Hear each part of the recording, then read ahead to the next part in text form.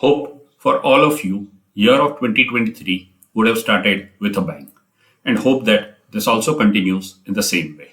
So coming back to the video, let's broadly look at the top performing mid-cap funds since last few years and also compare the returns and risk parameters. And in the later part of the video, we will try to understand that how will this fund perform in 2023 and which fund one should select. So please watch the video till the end. Hello everyone, I am Dhaval and welcome to my channel DIY Finance. If you are visiting my channel for the first time, then do subscribe to my channel, and if you have already subscribed, then press the like button and also share this video with your friends. So now let's start the video. There are around 28 to 30 funds available in the mid-cap category. So to filter out the funds and select the best funds, I have used the following criteria. First one, the AUM should be more than 500 crores. Second one, the fund age should be at least 3 years. And the third one, funds rating should be at least 4-star or 5-star.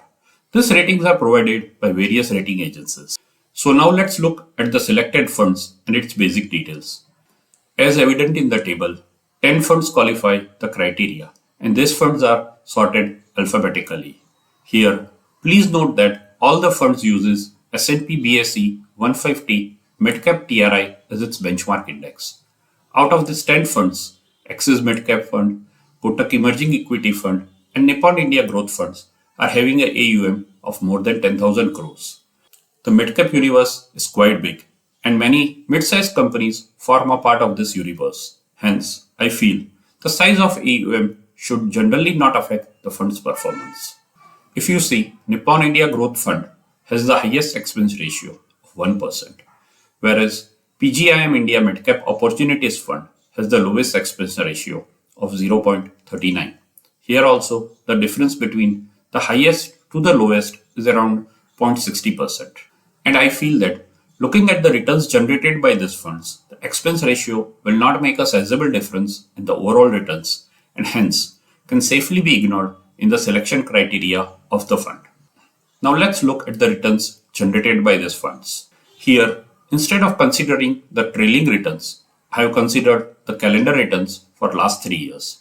I feel that calendar returns provide better understanding of the fund's return and also provide detail about how consistent the fund is in its performance. Here I have taken data of last 3 calendar years.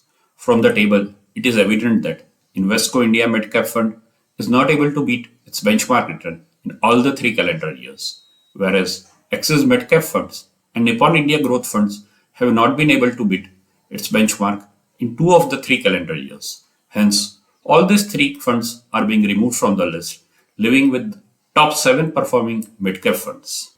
Now let's look at these 7 funds. Here one could see that the performance of PGIM India Midcap Opportunities Fund in the year 2022 has been quite poor. But if you see the performance in 2020 and 2021, it has been quite good. Hence, this poor performance of 1 year can be ignored, but should keep an eye on its performance in 2023. So now we have with us top 7 performing funds in the list. They have been sorted alphabetically only. Now let's check the fund's risk ratios.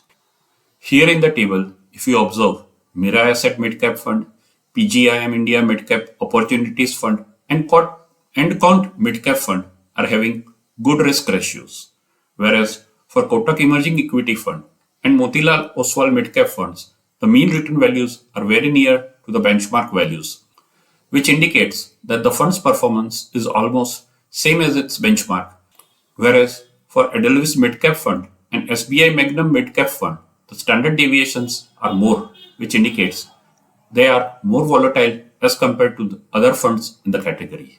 Here, Quant Midcap Fund is having the highest mean return value with the lowest standard deviation, which indicates that the fund has been able to generate higher returns with less volatility, which is excellent for a fund.